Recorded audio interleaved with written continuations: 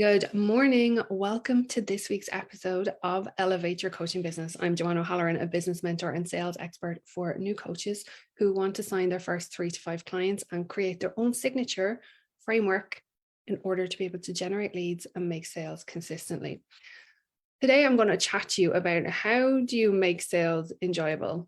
I think it's fair to say that selling is like always a hot topic because it's either sales are hard or we make up all these things in our mind about why people aren't buying from us. And really, it comes down to a very simple piece of how you're viewing sales that flips it from being ugh to really enjoyable. So I will be honest with you, when I first started considering being an entrepreneur, it was the thought of sales that turned me off it. I just had an icky feeling. Like I always say, it's like, have any of you seen Matilda? Like, the film Matilda, like I always think of her dad as like, that's what selling is. And I was never comfortable with it. And I used to get super uncomfortable if, I was on a masterclass and somebody made an offer, I'd instantly like shut down the laptop and go, no, not for me. But when I got underneath it, I was able to see why I didn't enjoy selling, why that made me feel uncomfortable, and where I got to go with it. So I'm going to break it down for you today. So if you're a coach and if you're not making consistent sales, and if you know that it's because of how you view sales, tune in, take notes, ask me any questions that you want, send me a DM if you want to go deeper with this, because I truly love it. I love sales and I never ever thought I'd be the one to say that. So like I said, if you've got any questions, shoot them over to me so that I can support you with this. So I want you to think about when you think of putting out your offer, or maybe even just connecting with somebody in the DMs, or like if you know that you're going to be doing a masterclass and then it's coming up to you saying, okay, book a call with me, or, buy my service, whatever it is. What's the first thing that comes to your mind? Is it, yeah, I get to help people? Or is it, oh my God, what are they going to think about me? Did I use the right words? Do they have money? Oh, look, people are hopping off. Oh my goodness. And then you start thinking about what it means about you. Does this mean my service isn't good? Does this mean I'm not cut out for it? Like, really be honest. Where does your mind go? For a lot of people, and like I do intake forms with my clients when they start, so I can get a really good overview where they're at, what's working well, what's not working well, and what's the quickest course of action to be able to generate the results that they want. And out of all of my clients that I've had one that enjoyed sales. Nobody else did. It was all the same thing. It was like, well, I don't know if my niche have the money. I'm not sure how to pitch my offer. I've tried lots of different things and nobody's buying. I don't know what's wrong with my offer. So it normally comes down to those things that are on the intake form. But every time when we get underneath it, every single solitary time when we get underneath it, it's actually their viewpoint on sales. So they don't enjoy selling, that they have already decided that people don't have the money, or it's generally actually that people don't have the money, right? Or people aren't buying right now, or the media is saying that there's X, Y, and Z going on in the world, which is true, but then it's a blanket decision that is applicable to absolutely everybody. So it's really important that you know what your thoughts are around it before you can move forward with it at all. So I would encourage you to think about what thoughts come up for you the moment like you think about selling. What is it that you think about? Do you go, yay? Or do you go, I'm a little bit uncomfortable? And it's not right or wrong, right? But you can't move past and create different experiences if you're not willing to have a look at what's causing it in the first place.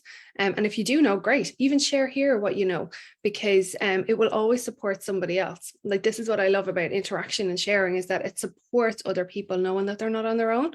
Because I know, like I said, the thought of selling was like, ugh, because I didn't want to be rejected. That's the honest truth. I did not want to be rejected because I already was insecure. I was uncomfortable. This was new for me. And if I got a no, I made it be that I'm not good enough and that I'm being rejected and that I'm being isolated. So that's what I made it mean about me. And it's funny because once I realized that is when my numbers started shifting in attendance at masterclasses, registering for events, buying. I went from like having nobody buying to selling out launches. And it was to do with reframing that and knowing that and getting really underneath it. But what I want to share with you really about sales, so when you go there, right, and when you go there and when you get underneath it, you can now have a blank canvas for how you're going to project outwards. And selling is a service for sure, right? But you have to think about, why did you start your business in the first place? What was that real reason that you started your business at the beginning? Who was it that you really wanted to make a difference in their lives, and why? Why did you want to make a difference in their lives? Why was it so important for you to set up a business, to create a service, to use your time and your energy and your knowledge to support somebody else? What was that real why? Why did you do that? So for me, I'm all about, I don't want any more broke coaches. It's unnecessary. It is completely unnecessary to be a broke coach. And we've been in this cycle for quite a while where, people, we either have been in a corporate job and we've come out of it to set up our business. I'm not saying we've left our corporate job, but you've come out of it to start your business, but you don't know how to be a business owner because we're not taught that. Like, our whole school system, the education system, college system isn't set up to be a business owner. It's set up to be an employee. So there's a lot of information that you don't know. And we're also then not encouraged to go seek support, particularly for us as women, being the independent women, right? We're not encouraged throughout that to go seek support and guidance and help. It's like, be resourceful, figure it out on your own. You're independent. You've got this. And then the moment that you like go off and ask for help for somebody, you get questioned as to why you're doing it. So just know that that's what we've been taught to do. But that is why I'm so adamant that there should be no broke coaches. This is why I speak so passionately about it, because it's unnecessary. It is literally unnecessary. And I have an obligation to break that pattern for all the women that are building their coaching businesses now and into the future. That is what I've chosen as my obligation, because it is a horrendous place to be in when your business isn't making money. And you know that you have something inside of you that's really amazing to support other people, and it's just not working. So when you go back and think about selling, what is your why? Like, really connect with your why. And I'm not talking about, I want to make 10K months, or, I want to be able to look after my family. Yes, that's great. That will be a benefit of your business, but that's not why you set up your business. That's not really your why, because your service will be your why. So once you connect with that, how much of a disservice is it then if you're not actually sharing that service with people, that you're just holding it back because you're afraid? So think about all the people that are missing out on it by you holding it back. I always say it's actually quite selfish to do that, because there's people that need what it is that you're sharing, what your service is. And for every time you don't share it out, there's somebody out there that has a problem that you have the solution to, and you're not sharing that with them. Now, I already know, I can hear already the questions that are going to come up, because they do come up with my own clients. That's how I'm able to share this. So one of them being, yes, but what if not everybody has the money? That is true. Not everybody has the money, and also not everybody has the will and desire to do it.